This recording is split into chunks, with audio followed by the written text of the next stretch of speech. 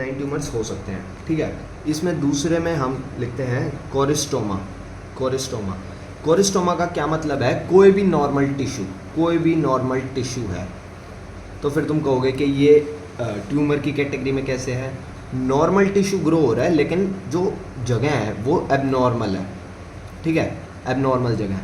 अब यूजुअली ये होता नहीं है, ठीक है। जो हमारे सेल्स होते हैं ना वो आसपास के सेल्स से कॉन्टीन्यूसली कम्युनिकेट कर रहे होते हैं, ये टाइप ऑफ इंटरेक्ट कर रहे होते हैं, बातें कर रहे होते हैं, ठीक है। अब जैसे तुम किसी क्लास में हो, मैं तुम्हें तुम्हारी क्लास से उठा के किसी दूसरी क्लास में रख दूँ, जैसे लिवर के सेल्स हैं, लिवर के सेल्स आपस में सारे कॉन्टीन्यूसली बात कर रहे हैं। अब लिवर का सेल कोई भी अगर मेटास्टेसिस के थ्रू, कोई भी ब्लड वेसल्स के थ्रू जाके लंग्स में अगर जा रहा है तो वो यूजुअली लंग्स में ग्रो नहीं करेगा, ठीक है, लंग्स में ग्रो नहीं करेगा क्योंकि आसपास के सेल से वो कॉन्टीन्यूस बात कर रहे होते हैं। जैसे बच्चे क्लास में आपस में बात कर रहे होते हैं तो वो एक दूसरे को पहचानते हैं। दूसरी क्लास में जाने से वो क्लास के सेल्स वहाँ पे मार देंगे, ठीक है, वो टीचर को कंप्लेन कर देंगे। ऐसे ही ये मैक्रोफेजेस को या फिर उसको लिम्फोसाइट्स को कंप्लेन कर देगा, जिसकी वजह से वो उसका अपोप्टोसिस करवा देंगे।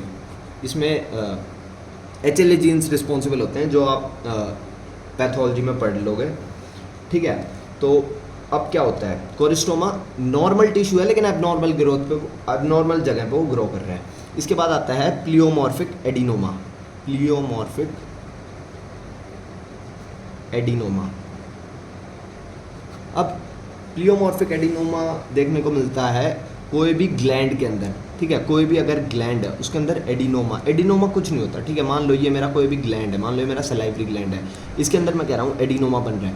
एडिनोमा का सिंपल मीनिंग है कि ये टाइप ऑफ वेसल्स फॉर्म कर रहे हैं जिसको हम एडिनोइड्स बोलते हैं, ठीक है। नहीं सॉरी, एडिनोइड्स नहीं बोलते, एडिनोइड्स अलग चीज़ रहती है, इसको हम एडिनोमास बोलते हैं। इस टाइप के जो वेसल्स की ग्रोथ होती है ना, ये वेसल्स सिक्रीटरी हो भी सकती हैं, नहीं भी हो सकती, मतलब इसके अंदर कुछ फ्लूइड वगैरह सिक्रीट हो भी सकता है, म्यूकस वगैरह, या नहीं भी हो सकता। प्लियोमॉर्फिक का क्या मतलब है कि ये अलग अलग शेप की होंगी, कोई छोटी होगी, कोई बड़ी होगी, कोई अलग शेप की होगी, ठीक है। तो प्लियोमॉर्फिक एडिनोमा भी हमें नेजोफेरिंक्स के अंदर देखने को मिल सकता है किसी भी ग्लैंड में, या तो कॉन्जेनाइटल होंगे, ठीक है, या फिर हमें प्लियोमॉर्फिक एडिनोमा देखने को मिलेगा, या फिर हमें कोरिस्टोमा देखने को मिलेगा। मान लो यहाँ पे तुम्हें पता चल रहा है कि किसी के नेजोफेरिंक्स में न्यूरॉन्स ग्रो हो रहे हैं तो वो एबनॉर्मल है, ठीक है। इसके बाद बिनाइन ट्यूमर्स में आता है हिमेटोमा, हीमेटोमा या हिमाटोमा, ठीक है। इसका क्या मतलब होता है? हीमेटोमा का मतलब है कि कहीं भी अगर ब्लड का कलेक्शन हो रहा है तो उसको हम बोल देंगे हीमेटोमा। अगर मान लो यहाँ पे ब्लड का कलेक्शन हो रहा है, ब्लड वेसल्स का कलेक्शन हो रहा है, तो वो कह देंगे हम हीमेटोमा है, बहुत सिंपल। या फिर इसके अंदर और कौन सा ट्यूमर होता है? इसके अंदर होएगा कोर्डोमा, एक नया ट्यूमर है कोर्डोमा। कोर्डोमा, अब कोर्डोमा, ओमा का मतलब होता है बिनाइन ट्यूमर, और कोर्ड का मतलब है कि ये जो है ये कोर्डेट्स के अंदर का ट्यूमर है। कोर्डेट्स, जब तुमने क्लासिफिकेशन ऑफ एनिमल्स किंगडम पढ़ा हुआ उसमें कोर्डेट्स की एक क्लासिफिकेशन होती है। तो कोर्डेट्स वो जीव होते हैं जिनके अंदर नोटोकॉर्ड देखने को मिलती है। अब तुम कहोगे नोटोकॉर्ड क्या है? नोटोकॉर्ड कुछ भी नहीं है। जब हम बॉडी मोरुला से ब्लास्टुला फेज में जा रही होती है हमारे जो एम्ब्रियोजेनेसिस के टाइम पे, तो उस टाइम पे ना एक स्ट्रीक डेवलप होती है, वहाँ पे एक स्ट्रीक डेवलप होती है, जो पोस्टीरियर सेल्स होते हैं ना ये एक स्ट्रीक डेवलप कर लेते हैं, इसको हमने नाम दिया है नोटोकॉर्ड। अब नोटोकॉर्ड के वेंट्रली मतलब आगे की तरफ आती है न्यूरल ट्यूब। नोटोकॉर्ड कुछ नहीं कर रहा है, ये सिर्फ एक टाइप ऑफ गाइड कर रहा है एम्ब्रियोजेनेसिस के सेल्स को कि यहाँ पे न्यूरल ट्यूब बनाओ जिससे आगे जाके ब्रेन और स्पाइनल कॉर्ड बनेगा। तो नोटोकॉर्ड का ये काम होता है। तो अगर नोटोकॉर्ड का रेमिनेंट है, नोटोकॉर्ड बाद में जब फीटल डेवलपमेंट कंप्लीट हो जाती है तो नोटोकॉर्ड रिग्रेस कर जाता है, ठीक है। नोटोकॉर्ड का आज भी तुम्हें रेमिनेंट स्पाइनल कॉर्ड में देखने को मिल जाएगा, ठीक है। तो ये नोटोकॉर्ड रहती है। तो अगर नोटोकॉर्ड जब डेवलप कर रही थी वहीं से कोई ट्यूमर आ गया और उसका रेमिनेंट पैदा होने के बाद हमें नेजोफेरिंक्स में देखने को मिल रहा है, ठीक है, ऑब्वियसली इसके पीछे ब्रेन और स्पाइनल कॉर्ड है, तो वहाँ का कोई भी रेमिनेंट अगर हमें नेजोफेरिंक्स में देखने को मिल रहा है तो वो हो जाएगा कोर्डोमा। इसके बाद अगला जो ट्यूमर है वो है हमारा लास्ट बिनाइन ट्यूमर जो है वो है पैरागैंग्लियोमा। पैरागैंग्लियोमा इसका क्या मतलब है? ये जो है न्यूरोएंडोक्राइन सेल्स का ट्यूमर है, न्यूरोएंडोक्राइन सेल्स, ठीक है। न्यूरोएंडोक्राइन सेल्स कौन से होते हैं? ये होते हैं क्रोमेफिन सेल्स, क्रोमेफिन सेल्स। ठीक है, अब क्रोमेफिन सेल्स क्या होते हैं? क्रोमेफिन सेल्स हमारी बॉडी के अंदर के वो सेल्स होते हैं जो एंडोक्राइन सेल्स को भी सिक्रीट कर बनाते हैं और न्यूरल सेल्स को भी बनाते हैं। क्रोमेफिन सेल्स इनका कॉमन वो होता है। ठीक है, इसके ये क्या करवाता है? ये कैटेकोलामीन्स रिलीज़ करवाता है। कैटेकोलामीन्स का मतलब है जिसके वो हॉर्मोन्स जिसके अंदर कैटेकोल रिंग होती है। ठीक है, जिसके अंदर कैटेकोल रिंग होती है वो हॉर्मोन्स उसको हम बोलते हैं कैटेकोलामीन्स। इसके एग्जांपल होते हैं नोरेपिनेफ्रीन, एपिनेफ्रीन, ये सब इसके एग्जांपल्स होते हैं। ठीक है, जितने भी तुमने फियर फाइट फ्लाइट वाले जो सिंपैथेटिक नर्वस सिस्टम होता है उसके हार्मोन्स पढ़े होंगे ना, वो सब कैटेकोलामीन्स होते हैं। तो अगर क्रोमेफिन सेल्स का ट्यूमर कोई भी ग्रो कर रहा है नेजोफेरिंक्स के अंदर, तो वो हम कहेंगे पैरागैंग्लियोनोमा। ठीक है, यही ट्यूमर क्रोमेफिन सेल्स का अगर मान लो हमारी एड्रिनल मेडुला जो किडनी के ऊपर होता है ना, एड्रिनल ग्लैंड में ग्रो कर रहा है, तो इसको हमने सिंपल नाम दे दिया फियोक्रोमोसाइटोमा। फियोक्रोमोसाइटोमा।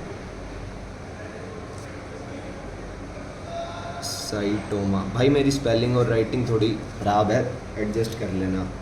ठीक है, तो ये सारे जो बिनाइन ट्यूमर्स थे ये हमने पढ़े। अब मेन जो मोस्ट कॉमन बिनाइन ट्यूमर हमारे नेजोफेरिंक्स में होता है वो कौन सा होता है? आप गेस कर सकते हो।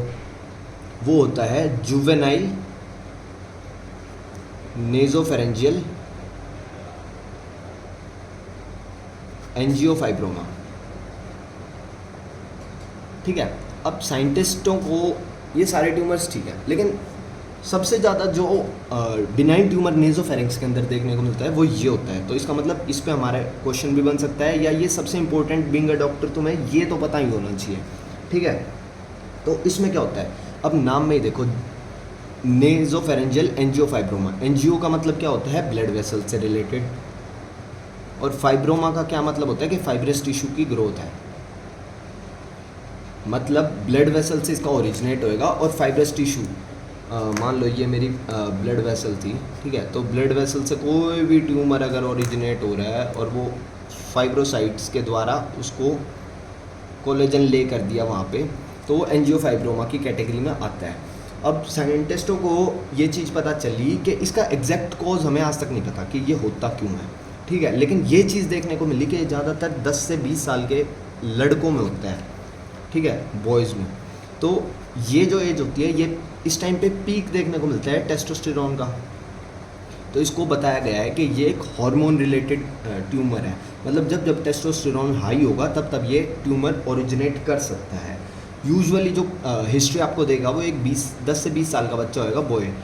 हो सकता है ये एडल्ट्स में भी हो या लड़कियों में भी हो, लेकिन ये बहुत रेयर देखा गया है उनमें। ठीक है, ओके। तो अब ये करेगा क्या क्या? कोई भी ट्यूमर अगर नेजोफेरिंक्स में ग्रो हो रहा है, अब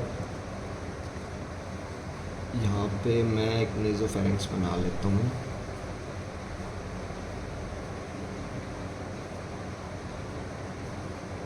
ठीक है, तो कोई भी अगर मान लो यहाँ पे ब्लड वेसल थी, ठीक है, कोई भी यहाँ पे ब्लड वेसल थी, वहाँ से ये ट्यूमर ऐसे ओरिजिनेट हो गया। तो अब क्या क्या क्लिनिकल फीचर्स हमें देखने को मिलेंगे इस ट्यूमर के? सबसे पहले तो ये नेज़ल ऑब्स्ट्रक्शन कर देगा। अब यूजुअली सांस अंदर नोज से जाती है हमारे, ये वहाँ से ऑब्स्ट्रक्ट कर दिया इसने, तो नेज़ल ऑब्स्ट्रक्शन हो जाएगा। ठीक है, उसके बाद क्या होएगा? एपिस्टेक्सिस। ये इतना ज़्यादा ग्रो कर जाएगा। ठीक है, ट्यूमर ग्रो करेगा तो इसको सब, कोई भी सेल ग्रो कर रहा है तो उसको लगातार न्यूट्रिशन चाहिए, तो वहाँ पे ब्लड वेसल्स भी ग्रो होंगी, तो वहाँ पे बहुत ज़्यादा नियोवेस्कुलराइजेशन हो जाएगा, मतलब नई ब्लड वेसल्स ग्रो हो जाएंगी, जिसकी वजह से क्या होएगा? रिकरेंट एपिस्टेक्सिस, मतलब बहुत ज़्यादा नोज ब्लीडिंग होएगी। ठीक है, वो होएगा एपिस्टेक्सिस। अब ये क्या और क्या हो सकता है? आपने यहाँ पे पढ़ा होगा कि मैक्सिलरी साइनस होते हैं, इथमोइडल साइनस होते हैं, तो ये साइनस के अंदर भी इन्वेड कर सकता है, साइनस के अंदर चला जाएगा क्योंकि ट्यूमर है भाई, कहीं भी ग्रो कर रहा है। ठीक है, या फिर ये अब यहीं पे क्या है मेरा? यहीं पे ऑर्बिट है, यहाँ पे superior orbital Fisher, inferior orbital Fisher. ठीक है, तो आप इस मॉडल में देख सकते हो कि नोज़ के कितने पीछे ऑर्बिट है। ठीक है, बहुत पास पास है जो नेजोफेरिंक्स और ऑर्बिट है, तो वो ऑर्बिट के अंदर भी इन्वेड कर जाएगा। ठीक है, अब उसकी वजह से क्या होएगा? ऑर्बिट के अंदर इन्वेड कर गया तो उसकी वजह से प्रोप्टोसिस होगा। प्रोप्टोसिस का क्या मतलब है? कि नॉर्मली मेरी आँख ऐसी है, ठीक है, ऐसे दिखती है। लेकिन जो प्रोप्टोसिस के पेशेंट्स होते हैं उनमें आँख जो होती है वो बहुत ज़्यादा बल्जिंग होती है बाहर की तरफ। ठीक है, इसको फ्रॉग आई भी बोलते हैं, जैसे फ्रॉग फेस अपीयरेंस कहते हैं इसको। ठीक है, जैसे मेंढक की आँख बाहर निकली रहती है ना। अब ये हो क्यों रहा है, क्योंकि मान लो ये मेरा ऑर्बिट है, यहाँ पे ट्यूमर ग्रो कर दिया तो ऑब्वियसली आई बॉल को मास इफेक्ट की वजह से बाहर पुश होना पड़ेगा। ठीक है सॉरी। इसके अलावा ये क्या हो सकता है, इसके पीछे जस्ट ब्रेन है। ठीक है, तो ये ब्रेन में भी इन्वेड कर सकती है, उसको हम कहेंगे इंट्राक्रेनियल इन्वेजन। Intracranial invasion. ठीक है, अब तुम्हें इस ट्यूमर में याद क्या रखना है। ठीक है, अब जब भी ये पेशेंट तुम्हारे पास आएगा नेजोफेरेंजियल ट्यूमर का या जुवेनाइल नेजोफेरेंजियल ट्यूमर का, क्योंकि ये ज़्यादातर जुवेनाइल एज में देखने को मिल रहा है। ठीक है, तो वो सबसे पहले तो ठीक है बार बार वो नोज़ में अपना हाथ डाल रहा होगा चेक करने के लिए कि क्या मेरे ऑब्स्ट्रक्ट हो रहा है, तो उसकी वजह से उसको बार बार रिकरेंट एपिस्टेक्सिस देखने को मिलेगी, जिसकी वजह से वो पेशेंट्स जो होंगे अनीमिक होंगे। यूजुअली वो पेशेंट्स अनीमिक होंगे। तो तुम्हें हिस्ट्री में एक चीज़ और पता चलेगी कि वो अनीमिक है। ठीक है, अब ये स्पीच को भी अफेक्ट करता है। ठीक है, जो हमारी स्पीच होती है ना उसको भी अफेक्ट करता है। तो उसमें आवाज़ ऐसी आती है जैसे आदमी नाक से बोल रहा है। ठीक है, नाक से बोलने वाली जो आवाज़ होती है ना वो आवाज़ आती है इसमें। ठीक है, इसको याद रखना, पेशेंट्स को ये सलाह ज़रूर देना इसके पेशेंट्स को कि कभी भी वो डिजिटल पैल्पेशन ना करें, कि नोज़ के अंदर फिंगर डाल के चेक ना करें। ठीक है, क्योंकि एक बार अगर ब्लीडिंग स्टार्ट होगी ना, एक बार ब्लीडिंग स्टार्ट होगी तो वो ब्लीडिंग हमारे लिए रोकना बहुत ज़्यादा मुश्किल होता है। ब्लीडिंग इसकी रुकती नहीं। यूजुअली ब्लीडिंग रोकने के लिए हम एड्रेनलिन देते हैं, लेकिन एड्रेनलिन से भी ये ब्लीडिंग रुकती नहीं। क्यों? क्योंकि ये जो है जो हमारी ब्लड वेसल्स हैं, ब्लड वेसल्स के वहाँ का ट्यूमर है ना, फाइब्रस ट्यूमर ही तो है यार, यहाँ पे फाइब्रस टिश्यू ही तो है सिर्फ। तुम अगर यहाँ से कुछ भी फिंगर वगैरह डाल लोगे तो फाइब्रस टिश्यू फट जाएगा और ब्लीडिंग बहुत ज़्यादा प्रोफाउज होएगी। ठीक है, तो ये चीज़ समझ में आ गई। अब इसका डायग्नोसिस कैसे होएगा, जो ये है इसका डायग्नोसिस कैसे करेंगे हम। इसके डायग्नोसिस करने के लिए हमारे पास सिर्फ एक ही रास्ता है, जो कि है क्लिनिकल हिस्ट्री। क्लिनिकल हिस्ट्री से इसका डायग्नोसिस करना पड़ेगा। ठीक है, क्योंकि इसमें हम यूजुअली ट्यूमर्स के लिए बायोप्सी करते हैं। बायोप्सी का क्या मतलब है कि जहाँ भी ट्यूमर ग्रो हो रहा है वहाँ से मैं हल्का सा एक टिश्यू एज अ सैंपल निकाल लूँगा और उसको माइक्रोस्कोप के अंदर देखूंगा कि वो नॉर्मल है या नॉर्मल, तो मुझे पता चल जाएगा वो कैंसर है या नहीं। ठीक है, यूजुअली इसमें बायोप्सी कर नहीं सकते हम। क्यों? क्योंकि तुम्हें अभी मैंने बताया कि बहुत ज़्यादा वहाँ पे ब्लड वेसल्स वगैरह ग्रो हो जाती है, तो वो मना करते हैं जो सीनियर डॉक्टर्स होते हैं कि इसमें वो मत करो। ठीक है, तो क्लिनिकल हिस्ट्री के बेस पे हम इसका डायग्नोसिस कर सकते हैं और सीटी स्कैन कर सकते हैं। सीटी स्कैन में अब एक साइन देखने को मिलता है जिसको हम कहते हैं हॉलमैन मल्लर साइन। इसमें क्या देखने को मिलता है, अब ये अगर मेरा नेजोफेरिंग्स है, ठीक है, ये मेरा नेजोफेरिंग्स है, ये नेजोफेरिंग्स में इन्वेड कर रहा है। ठीक है, तो इसके पीछे मैक्सिलरी साइनस होगा। यहाँ पे अगर ट्यूमर ग्रो कर रहा है, ठीक है, तो इसके पीछे मैक्सिलरी साइनस होगा। तो ये मैक्सिलरी साइनस की जो पोस्टीरियर वॉल है ना उसमें एक बल्ज ले आएगा। इस बल्ज को ही हम हॉलमैन मल्लर साइन बोलते हैं। ठीक है, और कुछ नहीं होता। ये सीटी स्कैन पे देखने को मिल जाएगा। कॉन्ट्रास्ट सीटी करते हैं इसमें। कॉन्ट्रास्ट का क्या मतलब होता है कि जहाँ पे खाली जगह है वो जगह ब्लैक अपीयर होएंगी और जहाँ पे कोई भी टिश्यू है तो वो जगह वाइट अपीयर होएगी। ठीक है, जो सीटी स्कैन से देखने को मिल जाता है। और इसमें हम क्या कर सकते हैं, कैरोटिड एंजियोग्राफी। कैरोटिड एंजियोग्राफी में क्या होता है, ठीक है, जो हमारी एक्सटर्नल कैरोटिड आर्टरी है हम उसके अंदर में डाई इंजेक्ट करते हैं। ठीक है, डाई इंजेक्ट करने के बाद वो डाई पूरी बॉडी में फैल जाएगा। हमें पता चल जाएगा कहाँ पे ब्लड वेसल्स जा रही है। अगर हमें कहीं पे भी एंजियोफाइब्रोमास देखने को मिलते हैं तो उससे हमें पता चल जाएगा। लेकिन इसमें एक चीज़ याद रखना, कैरोटिड एंजियोग्राफी करने के बाद आपको उसकी सर्जरी अगर कर रहे हो तो उसको एम्बोलाइज कर दोगे। एम्बोलाइज का क्या मतलब है, एम्बोलाइज का मतलब है अगर ये मेरी ब्लड वेसल है, ठीक है, ये मेरी ब्लड वेसल है। अब क्योंकि मेरे को ये पता है अगर मैं एंजियोफाइब्रोमा रिमूव कर रहा हूँ, ठीक है, तो वहाँ से बहुत ज़्यादा ब्लीडिंग होने के चांसेस है। तो मैं क्या करूँगा, मैं वहाँ पे जाके ऑब्स्ट्रक्ट कर दूंगा ब्लड वेसल को। मैंने उसको एम्बोलाइज कर दिया आर्टिफिशियली ताकि ब्लड लॉस मिनिमाइज हो सके।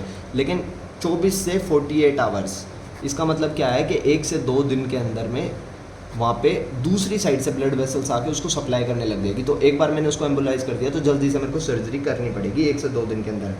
प्लस में भूलना मत कि ब्लीडिंग के चांसेस फिर भी है, मैटर नहीं करता तुम कितने बड़े सर्जन हो, कभी भी ब्लीडिंग हो सकती है, तो तुम्हें 2 से 3 यूनिट जो होगा ब्लड का वो अरेंज रखना पड़ेगा सर्जरी से पहले। इसके अलावा सर्जरी कर सकते हैं हम और रेडियोथेरेपी भी यूज़ कर सकते हैं, ठीक है। तो